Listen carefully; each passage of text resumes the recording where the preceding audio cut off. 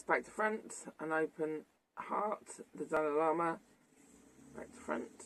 We are reading it and we are on page 131.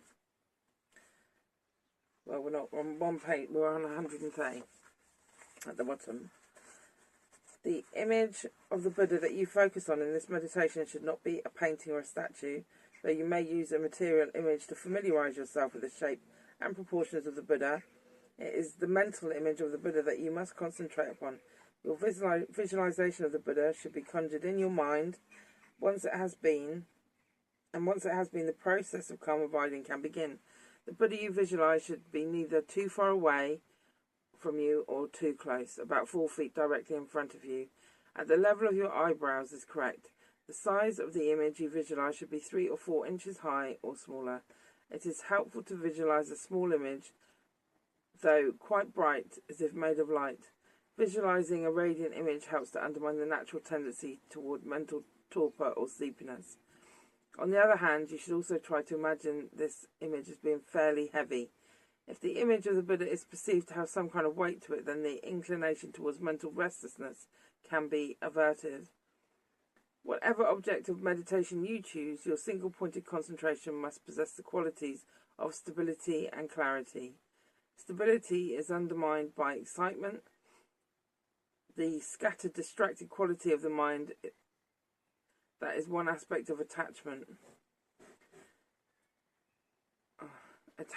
Okay, so scattered quality of the mind is because your mind hooks onto different thoughts as they fly by, pulling you in all different directions. And when you're trying to meditate, you sort of like follow one for a second and then pull back, follow another one for a second and then pull back. And you can spend quite a lot of time just sitting, trying to unhook from all different thoughts.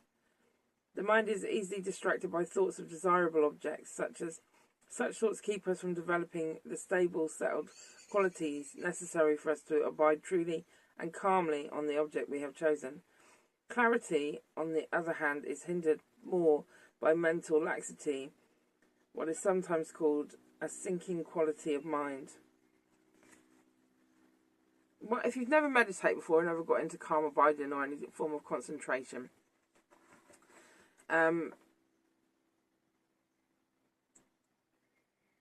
it seems unintuitive. You've got all these amazing thoughts that you should be sorting through and working on and all of this stuff. But you have to try it because there is something very refreshing and very, I can't really think of the words to use that other people haven't used before. I mean, there's so much information on it, but from an experiential point of view, it's something you've never done. So just do it, try it. Because there is a whole world of different emotions out there that you haven't experienced. And meditation will open the door to those. It's a very interesting experiment, mind experiment. Developing calm abiding demands that you devote yourself to the process utterly until you master it. A calm, quiet environment is said to be essential, and is having supportive friends. You should put aside worldly preoccupations, family business, or social involvements and dedicate yourself exclusively to developing concentration. I guess, it's not something that my parents really go, well, Mum and Dad, let's chat about calm abiding, man. And they're just like, Andrea, stop talking bullshit. Like, we need to talk about, getting a job or whatever.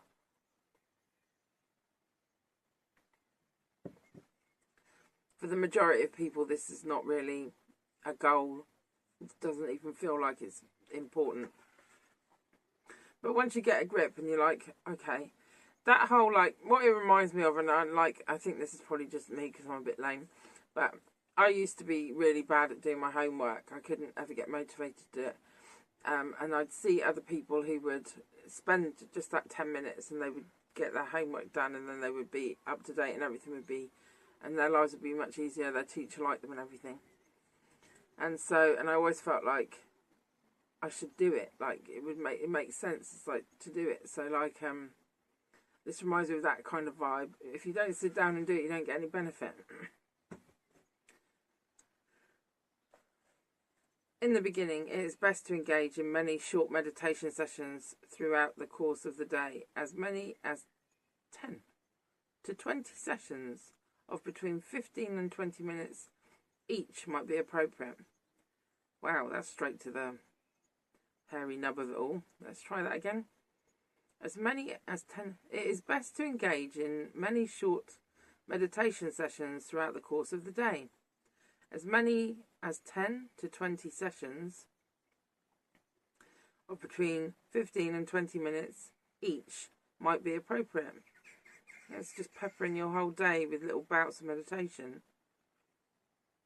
I might try that. As your concentration develops, you can extend the length of your sessions and diminish their frequency. You should sit in a formal meditative posture with your back straight. If you pursue your practice diligently, it is possible to attain calm abiding in as little as 6 months. Wow, not if you've got children. A meditator must learn to apply antidotes to hindrances as they occur. How long have we got? 6 minutes. When the mind seems to be getting excited and begins to drift off towards some pleasant memory or pressing obligation, it must be caught and brought back to focus on its chosen object.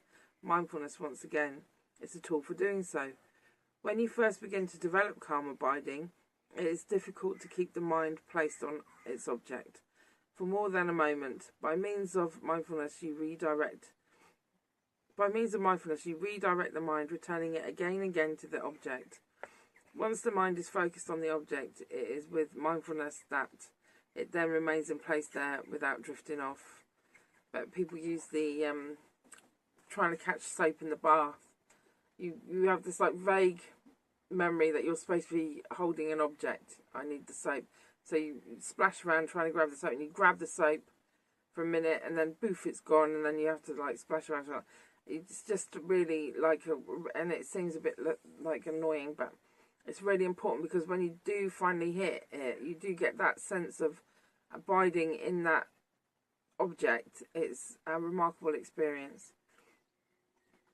Introspection ensures that our focus remains stable and clear. Introspection. By means of introspection, we are able to catch the mind as it becomes excited or scattered. People who are very energetic and alert are sometimes not able to look you in the eye as they speak to you. They are constantly looking here and there. The scattered mind is a bit like that, unable to remain focused because of its excited condition. Introspection enables us to withdraw the mind a bit by focusing inward, thereby diminishing our mental excitement. This re-establishes the mind's stability. Introspection also catches the mind as it becomes lax and lethargic, quickly bringing it back to the object at hand. This is generally a problem for those who are withdrawn by nature. Your meditation becomes too relaxed, lacking in vitality. Vigilant introspection enables you to lift up your mind with thoughts of a joyful nature, thereby increasing your mental clarity and acuity. As you begin to cultivate calm abiding, it soon becomes apparent that maintaining your focus on the chosen object for even a short period of time is a great challenge. Do not be discouraged. We see this as a positive sign, because you are at last becoming aware of the extreme activity of your mind. By persevering in your practice and skillfully applying mindfulness and introspection, you become able to prolong the duration of your single-pointed concentration, the focus on that chosen object, while also maintaining alertness, the vitality and vibrancy of thought. There are many sorts of objects, material and notional, that can be used to develop a single-pointed concentration. You can cultivate calm abiding by taking consciousness itself as the focus of your meditation. However, it is not easy to have a clear concept of what consciousness is, as this understanding cannot come about from merely verbal descriptions. A true understanding of the nature of the mind must come from experience. How should this understanding be cultivated? First, you must look carefully at your experience of thoughts and emotions, the way consciousness arises in you, the way your mind works. Most of the time we experience the mind or consciousness through our interactions with the external world, our memories and our future projections. Are you irritable in the morning, dazed in the evening? Are you haunted by a failed relationship, worried about a child's health. Put all this aside. The true nature of the mind is a clear experience of our knowing. It is obscured in our normal experience. Okay, it's obscured in our normal experience. Okay.